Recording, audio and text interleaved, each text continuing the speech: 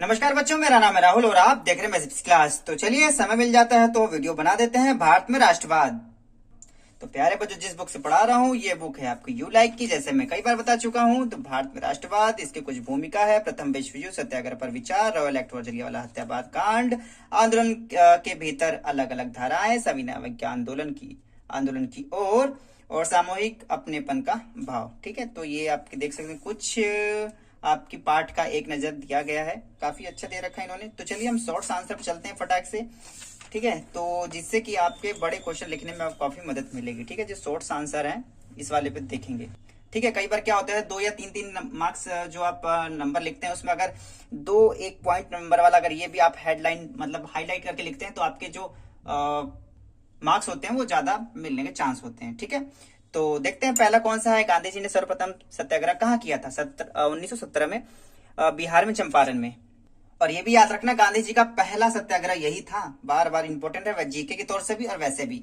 और दूसरा क्वेश्चन है, 1917 में चंपारण सत्याग्रह क्यों किया? दमनकारी बागान व्यवस्था के खिलाफ किसानों को संघर्ष हेतु प्रेरित करने के लिए किया था उन्होंने। गांधी जी सूती कपड़ा कारखानों में मजदूरों के बीच सत्याग्रह आंदोलन चलाने हेतु कहाँ गए थे? तो अहमदाबाद गए थे। याद रखना, चंपारण सीधा वो अहमदाबाद चले गए, वो भी सूती कपड़ों के कारखानों के मजदूरों को लेके। और इसके वाला तो ये तो इंपॉर्टेंट ही है। रॉयल एक्ट कब पारित हुआ? तो रॉयल एक्ट 1919 पारित हुआ था। रॉयल एक्ट किसके द्वारा पारित किया गया? इंपीरियल लेजिस्लेटिव काउंसिलिंग के द्वारा पारित किया गया था। रॉयल एक्ट का विरोध क्यों हुआ? तो क्योंकि इस कानून के जरिए सरकार को राजनीतिक गतिविधियों को कुचलने व राजनीतिक कैदियों को 2 साल तक बिना मुकदमा चलाए जेल में रखने का अधिकार मिल गया था।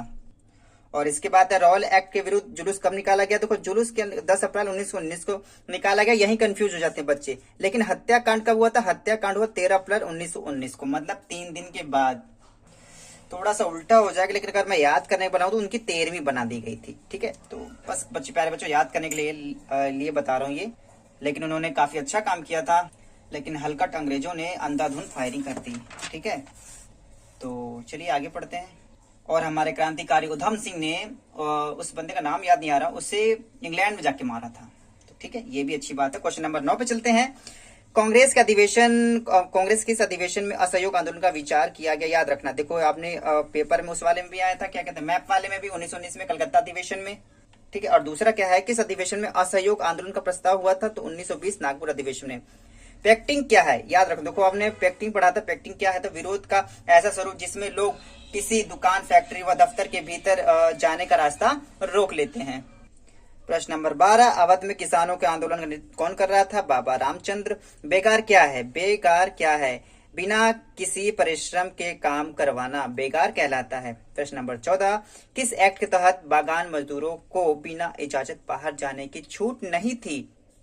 तो 1859 के इंग्लैंड इमिग्रेशन एक्ट के तहत। ठीक है, ये वाला भी मुझे उतना इंपॉर्टेंट नहीं लगा, लेकिन नेक्स्ट वाला ये देखा, 15 चौरा चोरी स्थान कहाँ है?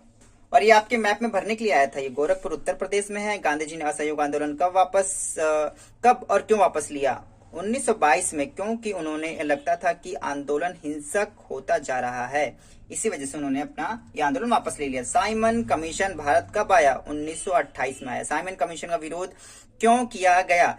क्योंकि इसका कोई भी सदस्य भारतीय नहीं था। ठीक है, आगे आते हैं। क्वेश्चन नंबर 19, डोमिनियन स्टेट का ऐलान कब व किसने किया? अक्टूबर 1929 में वायसराय लॉर्ड इरविन ने।